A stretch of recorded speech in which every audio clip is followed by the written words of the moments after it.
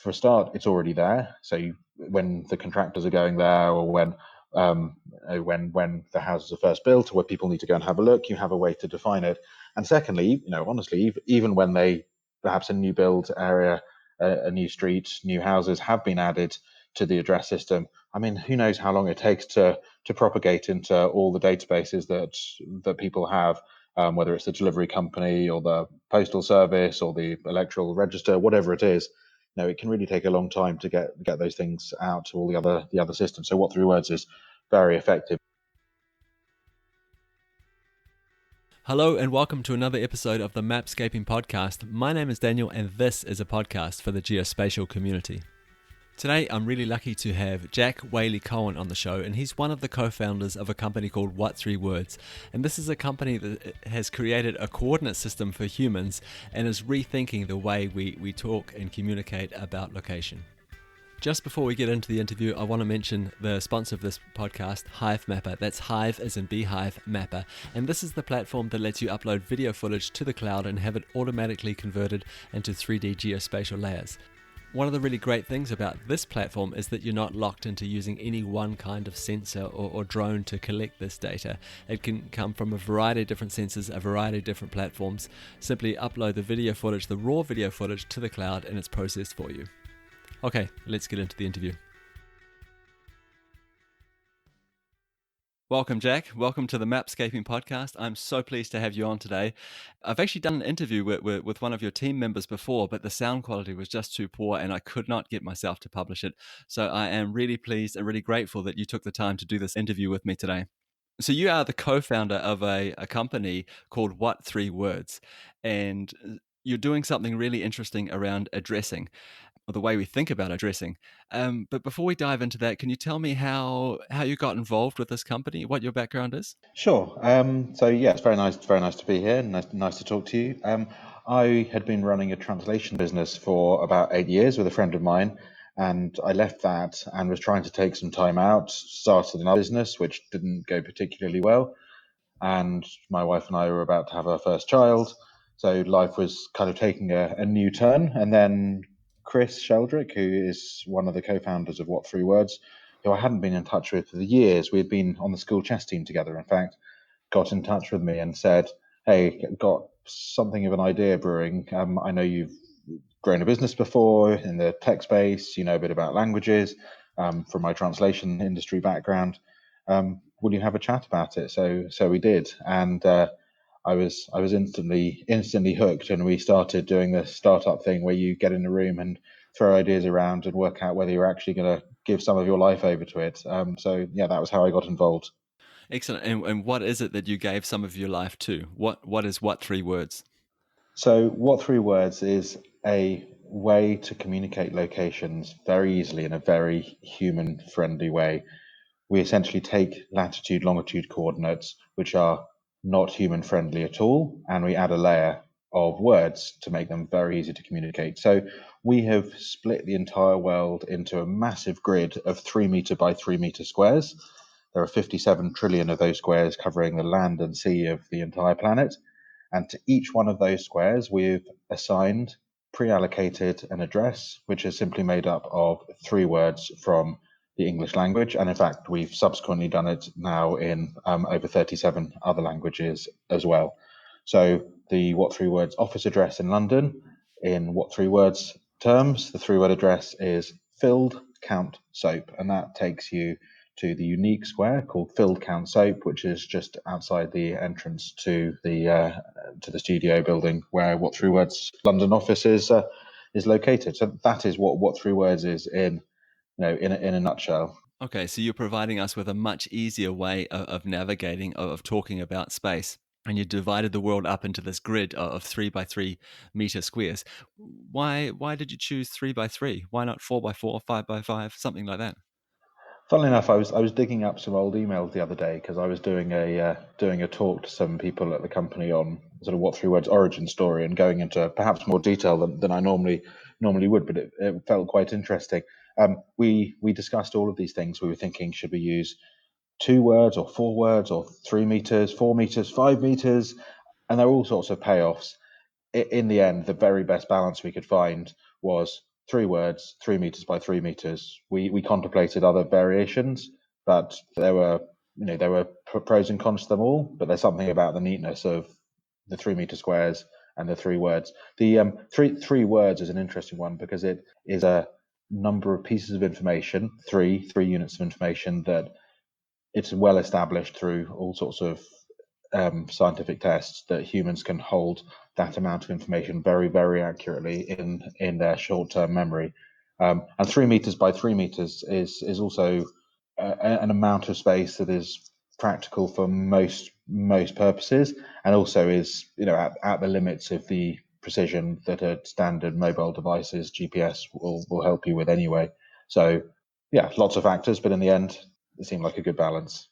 Yeah, and it seems like there's a lot of crossover there. Definitely, you've got that the address is short enough that people can remember it, which is, I guess, a really big part of the problem you're trying to solve. You're trying to get away from those latitude and longitude, and the current addressing system, which can be quite complicated if you really stop and think about it, with different streets, completely different streets, perhaps even in separate parts of the world, having Yeah, the same name. So I definitely get that. and actually, just on that point, it's not that many countries in the world just don't have a functional addressing system, and um, the repeated street names within one city can be extraordinary. I mean, I think Mexico City has 600 plus Juarez streets, so it gets pretty complicated. Yeah, absolutely. And I guess in terms of the 3 meter by 3 meter accuracy that you can get from the system, that must be good enough, I guess, in terms for a great deal of the navigation sort of challenges that we're trying to solve. I could definitely imagine scenarios where it wouldn't be good enough, where we need a really high accuracy. But the system feels like it's designed for people from the ground up. That's absolutely right. It is. There are plenty of use cases where a much higher degree of precision is going to be needed, and you're going to need professional grade equipment to get that kind of precision. But for the vast, overwhelming majority of human use cases, 3 meters by 3 meters is not a big amount of space. And we do expect people to use their eyes and look up from their devices occasionally. If you're expecting to find an apartment block or house number 37 or a green door, once you've got to the three-word address, you're going to look up, and it might be behind you, it might be to your front or to your left, but you're going to see what you need to see when you get there without any difficulty. It's in a way, in the logistics industry, they talk about the last mile problem. We think with what three words we can flip that to become a last meter problem, which is quite a big difference. Okay, so I guess we've talked a little bit now about the system itself. It's designed based on this 3 meter by 3 meter grid. Every square in that grid has three words that identify that, and this is very human understandable and makes it easier for us to navigate. Can you give us some examples of some use cases of people using this in the wild? Sure, there's some very good use cases that we see in the UK at the moment and in other countries, but I'll focus on the UK, where the emergency services in the UK, which is very fragmented. There are many separate organisations working together to a greater or lesser extent, but a very large number of the UK emergency services have started asking the people in their constituencies, as it were, in their counties, to be ready to give a three-word address if they call in an emergency situation. And there are times where that's not needed, or times where other technology is more useful. But we're hearing on a daily basis, certainly several times a week, real live examples of people who are contacting emergency services, reporting issues, where the most useful way in their particular circumstance to communicate their location is using a three-word address. So that's a really powerful and interesting use case, and it really captures the imagination, and saves people's lives in real examples. So that's one very good example. Another one, we have several car companies in around the world who are implementing or have implemented what three words in their in-car navigation systems, and that's extremely powerful because I don't know whether you ever tried using voice communication with a car or with a device. With addresses, voice communication is really not a very good experience. In a car, you really should be using voice communication, voice instructions, because you shouldn't be pressing buttons and so on and so forth. What three words is absolutely designed for voice. It's very easy for us to configure with the automobile companies to get the three-word addresses very clearly understood. So an example, you can get into a very large number of Mercedes vehicles, all the new A classes and everything with a particular more recent update on their in-car head unit system. And you can say, hey, Mercedes, navigate me to filled count soap or table, lamp, chair, as the case may be, whatever three-word address you're going to, and the in-car system will understand what you're asking and will fire up the navigation system, and off you go, and you know very confidently you're going to find the right spot. I'm glad you mentioned that about voice and gave some examples around that, because that's one of the first things I thought of when I saw the system. I thought, wow, here's a human system designed for us humans, and it seems to be designed for voice because it's so easy to see, Correct. to say. Correct. And what three words is really at its best and designed for any communication of location that involves people. If machines are talking to machines, fine. It's better, use 25 digits of decimal places for lat long, and the machines will handle that just fine. But the minute a person gets involved, you've got to make it easier. And humans to devices, humans to machines via voice is so massively on the increase at the moment, and it feels that we're in a good place, that what three words is absolutely designed for and optimized and further optimizable for really good human to machine voice communication. And correct me if I'm wrong, but this grid, this index that you've made and put over the whole world, I'm assuming that's not going to change with time, and so already you've solved one of the problems that we see with the current addressing system. Firstly, it's global, so this will exist everywhere, and it's the language that that defines the identification of that square, and secondly, it's not going to be updated. So in Denmark, for example, we have a new street, a new neighborhood going in, and we either extend the addressing system by adding more numbers to the existing street, or we create a whole new street. And this is happening constantly, and it's a real struggle to keep up with that. And of course, this gives all sorts of problems in terms of when you're working with GIS, for example, because so many things are attached to the street level address.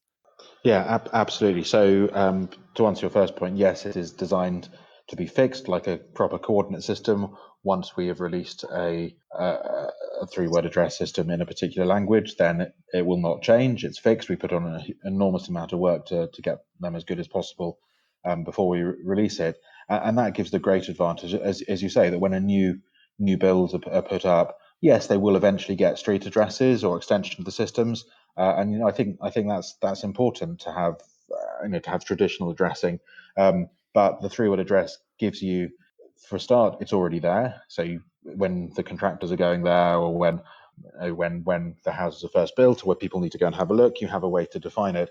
And secondly, honestly, even when they perhaps a new build area, a new street, new houses have been added to the address system. I mean, who knows how long it takes to propagate into all the databases that people have, whether it's the delivery company or the postal service or the electoral register, whatever it is.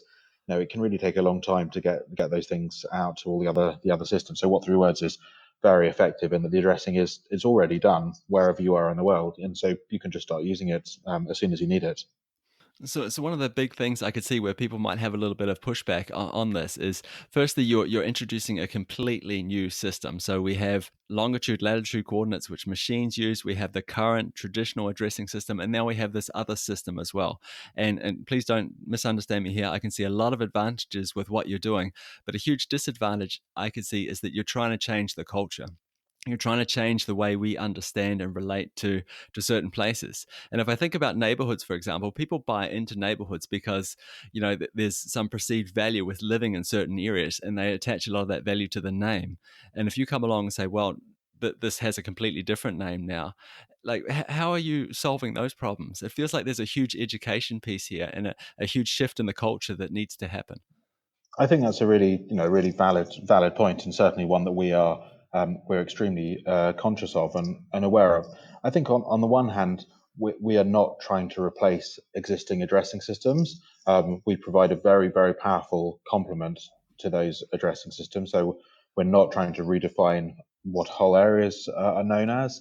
We're not trying to stop people referring to their street names or their house numbers. But when you add a three-word address to any of that contextual information, then you get that laser pinpoint precision that helps you once you're in or near the area that you're aiming for. And you're also right that education and behavior change is a big challenge.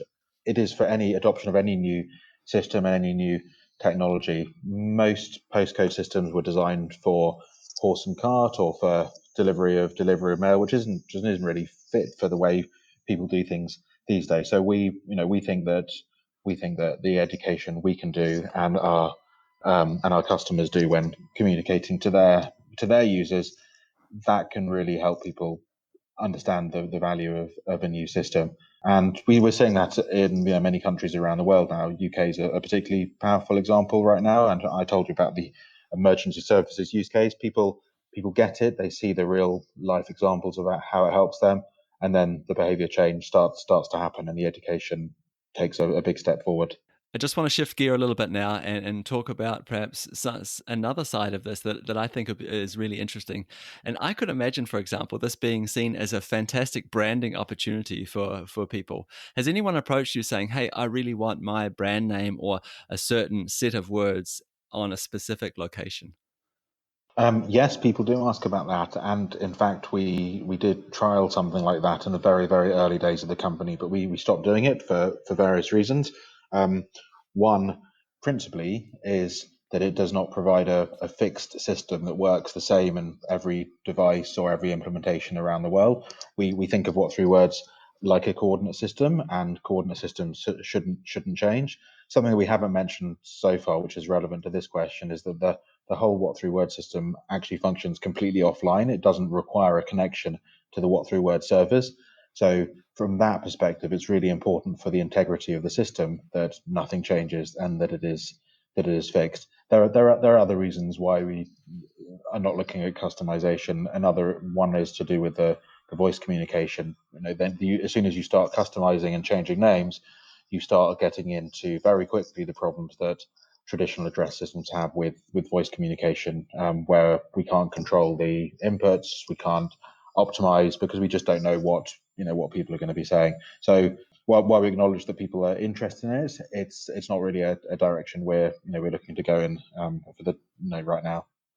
I'm really glad you mentioned the offline capabilities of this, because this is a function, I'm assuming anyway, of it being a fixed coordinate system, much in the same way we can use any other machine coordinate system offline as well. But this would not be possible with the traditional addressing, simply because we have to update it constantly. So that's a really good Correct. point.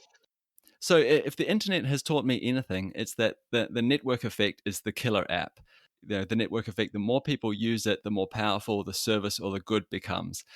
So what are you doing? How are you spreading this out? How are you creating those integrations? How are you making it so I can use this in other services and perhaps the devices that I'm using today? Yeah, good question, and very perceptive and accurate point, and it's absolutely how we see our business. The network effect is something that we're trying to stimulate, and one of the key ways we do that is by giving what three words context. It's all very well saying isn't what three words an interesting system, but people need to understand how and where they can use it. So a lot of the time we spend is working with businesses who have location based requirements, for example, deliveries or travel businesses where people are trying to find things. We've talked a bit about the car companies. So getting people from one place to another place, getting things from one place to another place. So when you think about it like that, if what three words is integrated into taxi apps, as we are in various ones around the world. One good example is Careem in the Middle East, which is owned by Uber. It's the Uber of the Middle East essentially. Um, that becomes a context to use what three words if you're going to visit another city and the hotel you're going to has its three-word address on its contact page or within the booking confirmation, then you start using it that way and you start sharing that with people within our own apps and our own website. We are increasingly working on encouraging people to understand the system, to find three-word address locations, to save them, and to start sharing them with their friends or their contacts. So we've got all sorts of ways and ideas that we work on every day to try and stimulate this network effect. So, a lot of the listeners of this podcast will be somehow involved in the geospatial industry. Perhaps they'll be practitioners of geographic information systems. How can they use this? Is there any integrations that mean that I can just drag this onto my map and start using it today? And what would that use look like? Will I get a grid? Will I get, will there be labels all over the world? What will it look like? Yeah, absolutely. There is. I mean, I'll answer the question first of all. To tell you a very small, funny sort of early recollection from the business. We were when we first built What Three Words, and we were trying to get people to use it. We had people saying, "Oh, do you have any integrations with Esri?" And we said, "What's Esri?" Because we didn't come from this world at all. Which it seems inconceivable now not to know what Esri is. And the person would say, they're the biggest GIS company in the world," and we would say, "Hey, what's GIS?" So we were complete outsiders thinking about this in a new way, but we learned very quickly the importance of the ability to integrate What Three Words, and to have it functional within these different GIS systems. So we've had a very good relationship with Esri from pretty soon after we discovered who they were and how important they were. Um, and Jack Dangermond himself is something of a fan of What Three Words, which is very, very flattering and encouraging. We um, so we have a What Three Words locator that can be used in ArcGIS desktop and online. And what that allows you to do, on the one hand, is to search for three-word addresses when you've implemented the locator. But it also means that you can drag on a CSV file of three-word addresses directly with additional information onto your map, plot those points, see in the labels of those points the three-word address and any other information you've included in your CSV, and then apply the usual kind of GIS functions to use heat maps or whatever else it might be that you're looking at. So we have an ArcGIS implementation. We have a QGIS implementation. There are a few others off the top of my head I can't remember right now, but there's a good range, and we're aware of the importance of that world to What Three Words. In a way, it's a funny one because people from the GIS world are so used to dealing with latitude longitude coordinates that it's a different kind of step for them to get comfortable with three word addresses, to understand that part of their role as GIS professionals is to be able to communicate their findings to, I'm going to use this word cautiously, but normal people, non-GIS people. And that's where What Three Words can help them, even if they're totally comfortable as GIS professionals working with all sorts of coordinate systems. Actually, the benefit of What Three Words is to take that out of the GIS community and make it more usable for your everyday people. So I'd like to shift gears again now and perhaps look out into the future, because we talked about this a little bit before. So we have this static coordinate system, and one of the beautiful things about it is that it won't change over time. So we have this constant reference, which is really important. Gives us a whole lot of advantages. But what does this mean for the future? Because when you have a coordinate system, there's very few coordinate systems that continue to develop over time because they need to be that sort of static reference point. How are you, or what are you developing around the coordinate system that's going to be exciting in the future, or where do you see it going? That's a great question. A lot of the work that we do in the company, from a technical and product perspective, is to make our particular coordinate system, the three-word address system, as usable as possible. So we've talked about the voice work that we're doing. We do a lot of work to make it work across a huge range of different platforms. So we've obviously talked about the GIS plugins that we have. We have an interesting development which is now available in some languages within our own mobile apps, which is optical character recognition. So you can, instead of speaking to your device or typing into your device a three-word address, you can press on the camera icon and it will read a page and find the three-word address and use our technology to make sure that you get a really accurate understanding for the device of what that three-word address is. So that again brings What Three Words to life. If you're seeing it in a Lonely Planet guide, for example, then you just scan it in and off you go.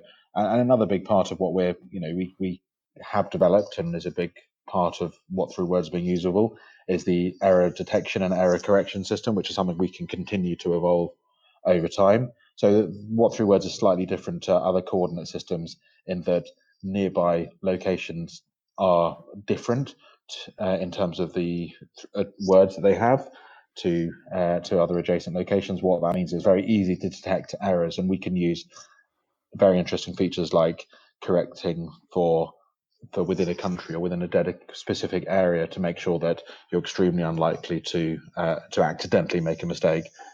So yeah, the high level answer to your question is we're really just looking at ways to make the technology more usable, more human friendly, make it available across a range of platforms. And we talked about this earlier. Just get it out there into the world, get people using it, stimulate this network effect by getting it into ever more useful contexts, whether it's food delivery, package delivery, finding your hotels, or hopping in your car or your taxi. I really love the simplicity of what you've built here. I love the way it's designed for humans right from the start, even in terms of the length of the address, the 3 words, the 3 meter squares. I mean, this is all very human relatable stuff, and I love the fact that it's so usable in terms of voice, and now you're building this optical character recognition. So again, very visual, very human. That's amazing. Good, thank you. That's very, very kind of you to say so. I mean, I have to, if I'm being honest, a lot of these things we did think about in the beginning, and other things have been consequences of good/lucky design decisions early on, but we've been able to make the most of them. And I think understanding that what Three Words is for humans has driven really all our decisions from day one, even if we haven't quite realised the full potential of those decisions until the fullness of time plays out. Yeah, and it's not just for humans, but it's for humans to talk to machines with and to other Indeed. humans. So I think it's a really great way of translating, I think. Now, I would be remiss if I didn't ask you if there had been some sort of unfortunate collections of words out there. I mean, have you had to go through the data set and maybe spread words apart so they didn't sound the same, or perhaps didn't sort of create any sort of unfortunate misunderstandings? Yes, there's a couple of points there. So the language creation process is one that we take very seriously. It is extremely complicated, many orders of magnitude more complicated than you would imagine, even if thinking about it very hard. So there are certain things that we do in particular for each language. Once we've understood the nuances of a particular language and any intricacies that we need to understand about how the language is spoken and spelled and written down, there are things that we always do. So we do work to remove as best we possibly can all words that sound the same as each other to avoid confusion. So in English version, you won't find any address that is sale there here because you don't know how we're spelling sale, how we're spelling there, how you're spelling here, and a machine wouldn't know that either. We also put in a lot of effort to removing words that are offensive, including culturally sensitive words. So, for example, in our Arabic version, we're even more careful than we normally would be to deal with any alcohol related words, for example. Once we've done all of that and we've removed certain other categories of words, then what we find is that each word individually should be pretty much okay, and it's a word that you'd be fine with having in your address. There will be reasons why a particular word may not chime particularly happily for a particular individual, but in general, they're all going to be fine. Of course, you can find combinations that are strange or unusual, a bit rude. But you know what? In the real world, you have very rude place names as addresses that have developed through history. Some of which have been changed from the utterly depraved and filthy to more modernly acceptable terms, and people live with it. So it's something that we are aware of and conscious of, but we put in a huge amount of effort to try to mitigate that and minimize it to the negligible risk. We hope. Yeah, and it sounds like you've put a lot of thought into it, and I guess that's the advantage of building something once, and Yeah, not sort of adding to it over time. So you've built this system, and you had time to think about it at the start. What do we want it to look like? How do we want it to feel? What problems are we trying to solve with it? And what's the best way of doing that? that's right. I mean, our languages team in particular are are phenomenal, and they work with huge numbers of native linguists to really understand a language and get the design considerations for a particular new language implementation right. And that applies across the business. A huge amount of thought goes into everything. Well, Jack, I really want to thank you for taking the time to do this interview with me. I've really enjoyed the conversation. I've really enjoyed learning about this completely different way of addressing data and how it's going to solve problems, especially looking into the future in terms of autonomous vehicles. I could see having this coordinate system being a massive advantage for people and for machines. So Yeah. I really appreciate your time. Before I let you go, where can we go to find out more about you, or maybe reach out to you and learn more about What Three Words? So there's a huge amount of information on our website. You can have a play with the What Three Words map at what3words.com. You can watch some of our lovely videos that help tell the story and explain the use cases. And of course, download the app, which is available on iOS and Android. Have a play, get used to using it, and actually have it on your phone. You never know when you might need it. Thanks, Jack. Really appreciate it. Good. Okay. Thank you very much. At the start of this podcast episode, I mentioned our sponsor, HiveMapper, and I talked about how it was a platform that lets you upload video footage to the cloud, and they would automatically convert that video footage to geospatial data layers that you could then run analysis on. So I didn't talk very much about the kinds of analysis you can do there. Once it's converted, you can do things like object detection, you can do things like change over time, and you can also create view sheds, and that's really great. But I think what's really cool about this platform is that I don't need anything else. I just need that video footage, upload it, and then the data that I need to do these kinds of analysis is either derived from the data I uploaded or is available for me on the platform, and I think that is really, really cool. And that's it for another episode of the Mapscaping podcast. My name is Daniel, and I just want to say that I am so grateful to all the people that are sharing this podcast with their friends. It's really helping to grow the community, and it's helping to spread the word about geospatial. I really, really appreciate it. Thank you. As always, you are more than welcome to reach out to me. If you have any questions or comments about the podcast, I would love to hear them. To do so, you'll find some really useful links in the show notes of this episode. Just click the information button on your podcast app and you'll see a few links there. That's it for me. I'll be back again next week with another geospatial story. We'll talk then. Bye.